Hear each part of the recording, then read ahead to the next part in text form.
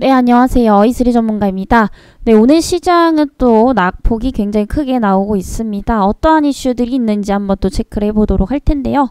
우선은 오늘 수급은 외인 기관들 전부 다 매도 포지션인데 뭐 나아질 기미가 일단은 좀 현재 상황으로서는 보이질 않네요. 그래서 오늘 좀 주목해야 될 이슈가 몇 가지 정도 있습니다. 이따가 한 오전 11시쯤에 이제 중국의 GDP 성장률이 발표가 됩니다. 요거에 따라서 우리나라의 증시는 위냐 아래냐가 한 번 더 결정이 될 것으로 예상이 되고 있고요. 일단 중국 GDP 성장률은 시장 예상치 자체에서 굉장히 좀 부진할 것으로 예상이 되고 있습니다. 근데 일단 부진한 것 같다라는 건 어떻게 보면 좀 기정사실이에요. 왜냐면은 최근에 이제 도시봉쇄 정책으로 인해서 성장성이 좋을 리가 없습니다. 그래서 그런 부분들을 보면 이거는 이미 예견됐기 때문에 크게 뭐 요동치진 않을 것 같은데 결국에 이제 중요한 것은 경제 성장률이 이제 둔화가 됐다고 하더라도 중국 정부에 대한 그런 이제 부양의지에 대한 태도가 굉장히 좀 중요할 것 같습니다. 얼마나 적극적으로 좀 나오냐에 따라서 또 한 번 이런 불확실성이 좀 완화가 될 수 있다라는 점, 이 부분에 오늘 좀 중점을 두고 보셔야 될 것 같아요.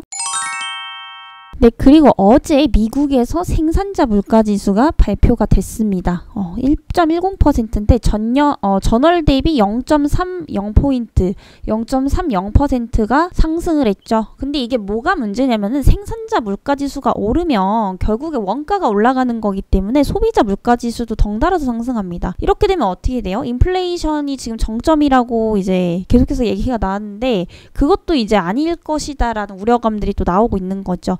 지금 어찌됐든 어제도 그렇고 조금은 어떤 우려감들이 완화가 됐던 게 뭐냐면 이제 물가 더 이상 안 오른다, 피크아웃이다, 정점이다, 이런 부분들 때문에 그런 우려감들이 좀 완화가 됐었는데 다시 한번 이 미국의 PPI 지수를 발표를 하게 되면서 소비자 물가 지수도 덩달아 상승할 것이다 라는 어떠한 또 우려감들이 번지고 있는 상황이죠. 이렇게 되면은 물가를 잡기가 쉽지 않을 것으로 보이고 있고, 그리고 어제도 한번 말씀드렸는데 1%대에 울트라 스텝을 또 할 가능성이 높아지고 있어요. 이렇게 되면 또 어떤 현상이 일어나느냐, 당연히 달러 강세가 지속이 될 수밖에 없고 우리나라의 원화는 약세가 좀 지속이 될 것으로 예상이 되고 있습니다. 원화 약세는 곧 주식시장에서는 엄청난 악재죠. 수급이 들어오질 않습니다. 결국에 외인과 기관들의 이탈을 불러내기 때문에 계속해서 좀 부진한 상황들이 연출이 될 가능성이 상당히 높다라는 거죠.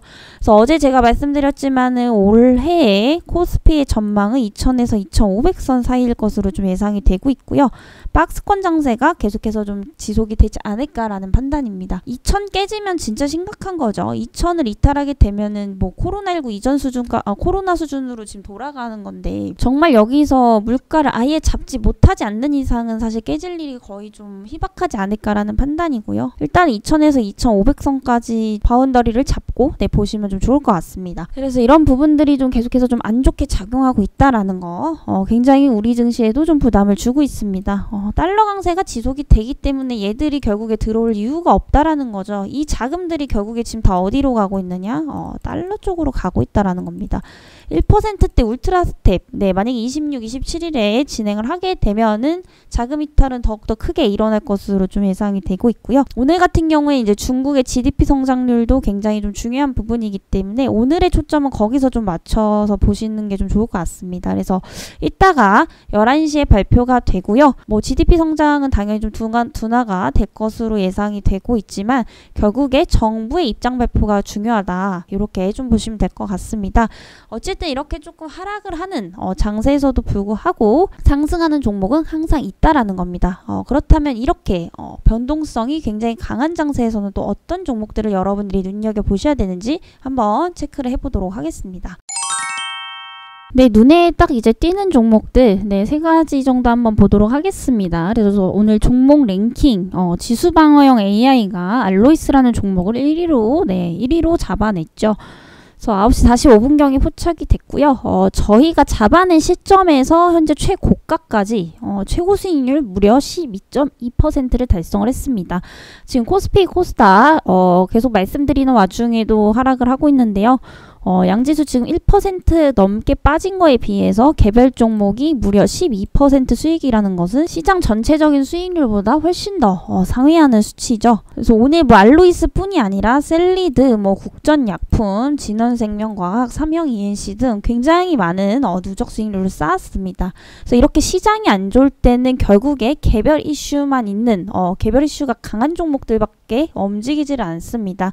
그래서 이런 것들을 이제 포착을 해냈고 오늘 이런 식으로 다양한 테마를 가진 종목군들을 통해서 굉장히 많은 누적 수익률을 쌓을 수가 있었죠. 그래서 알로이스 한번 우리가 좀 보도록 하겠습니다. 알로이스는 그 셋톱박스를 이제 제조하고 판매를 하는 기업인데요. 최근에 이제 OTT 관련해서 출량이 굉장히 좀 많이 늘어나고 있는 추세입니다. 그래서 OTT 이런 셋톱박스 제조업체다 이 정도로 좀 보시면 될 것 같은데요.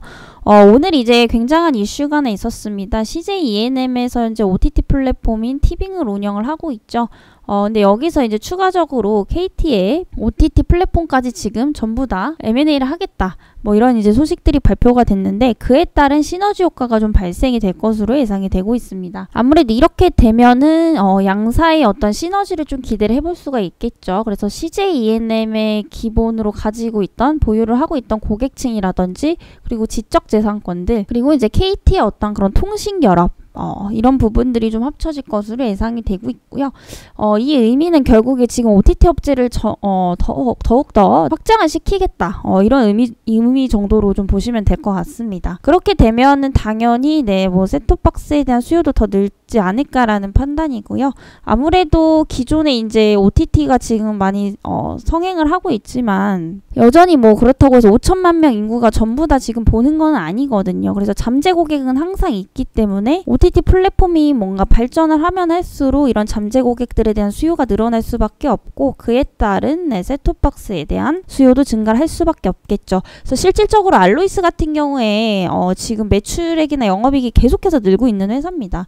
그래서 굉장히 좀 좋은 회사다라고 볼 수가 있고요. 또 국내에서 이런 OTT 전용인 셋톱박스를 제조하는 기업은 국내에서 유일하기 때문에 아무래도 그 OTT에 대한 신규 수요가 늘어나는 부분들이 알로이스의 어떤 셋톱박스 수요로 이어질 수밖에 없다라는 점도 굉장히 좀 긍정적으로 보셔도 될 것 같습니다. 그래서 오늘 장중 최고 수익률 12%나 기록을 했고요. 이 종목 앞으로 계속해서 좀 주목을 해보시면 좋을 것 같습니다. 뭐 단기도 좋고 중장기적으로도 나쁘지 않아요. 꾸준히 이제 성장을 하고 있는 회사이고 이미 증빙이 된 회사입니다. 그리고 두 번째 셀리드 한번 보도록 하겠습니다.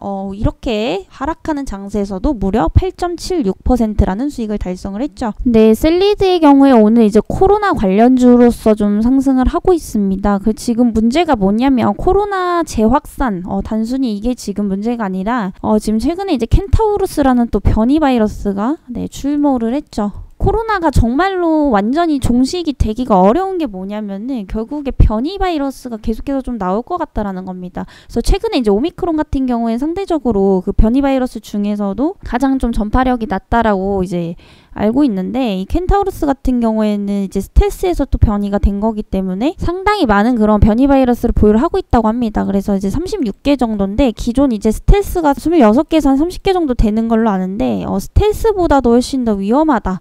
예, 이렇게 좀 볼 수가 있겠죠. 그래서 지금 오미크론이 이제 지나가니까 새로운 또 변이 바이러스가 나온 건데 이거는 뭐 사실 오미크론을 한번 걸렸다고 해서 안 걸릴 보장은 또 없기 때문에 또 추가적인 어떠한 그런 팬데믹 현상이 또 일어나지 않을까라는 그런 판단입니다. 그래서 지금 가을이나 겨울 같은 경우에는 이제 아무래도 호흡기 그 질환이 좀 잘 걸리는 계절이죠. 그래서 아무래도 3, 4분기쯤에는 훨씬 더 확산이 되지 않을까라는 판단이고요. 지금 안 그래도 오미크론만 해도 최근에 다시 한번 좀 늘어나는 추세였는데 이 켄타우루스까지 지금 합세가 되면은 우리가 생각했던 것보다 다시 한번 확진자 수가 훨씬 더 많이 늘어나지 않을까 뭐 이런 판단입니다. 그래서 속도와 규모가 훨씬 더 커질 수 있다라는 점 그런 점들 때문에 이제 관련 주들이 이제 좀 상승을 하고 있는 것으로 좀 판단이 되고 있습니다. 그래서 이제 코로나19 백신 치료제 당연히 또 나올 수밖에 없겠죠. 그래서 이 셀리드의 경우에는 코로나19 치료제를 전문적으로 좀 개발을 하고 있습니다. 그래서 이제 코로나19 우려, 다시 한번 재확산 우려감에 따른 수혜주다라고 좀 보시면 될 것 같고요. 국전약품도 한번 보실게요. 지금 순위가 역전이 됐네요. 국전약품도 근데 같은 맥락에서 좀 같이 보시면 좋을 것 같고요. 그리고 국전약품도 이제 코로나19 치료제 관련주로서 좀 엮이고 있어서 셀리드랑은 테마 자체는 이제 거의 지금 같은 맥락에서 지금 상승을 하고 있다라고 좀 보시면 될 것 같습니다. 다만 이제 상승폭이 누가 더 크고 적냐의 차이인데 오늘 같은 경우엔 국전보다는 셀리드가 장중에 훨씬 더 좀 강한 모습을 그래도 좀 보여주고 있습니다. 그래서 좀 같은 맥락에서 보시면 좋을 것 같고요. 지금 이제 이런 이제 뭐라 그럴까요? 전 세계적인 어떤 경기 침체가 지금 우려가 되고 있기 때문에 아무래도 여러분들이 많이 알고 계시는 코스피 종목 쪽으로는 좀 수급이 완화되기가 당분간은 좀 어려울 것 같습니다. 아무래도 이제 코스피 종목분들은 대부분 이제 외인이나 기관들이 매수 주체이기 때문에 걔네들이 결국 들어와야 됩니다. 그렇지만 달러 강세가 이어진다면은 추가적으로 이제 유입이 되기가 어렵겠죠. 그렇기 때문에 이렇게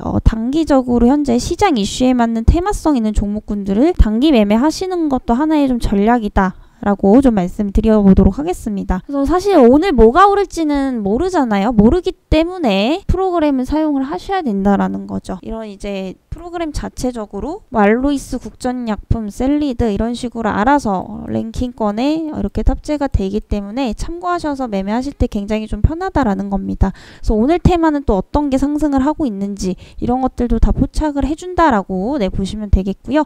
일단 오늘은 알로이스 국전약품 셀리드 세 가지 종목 전부 다 주목을 해보시면 좀 좋을 것 같다라고 오늘은 좀 이렇게 마무리를 드려보도록 하겠고요.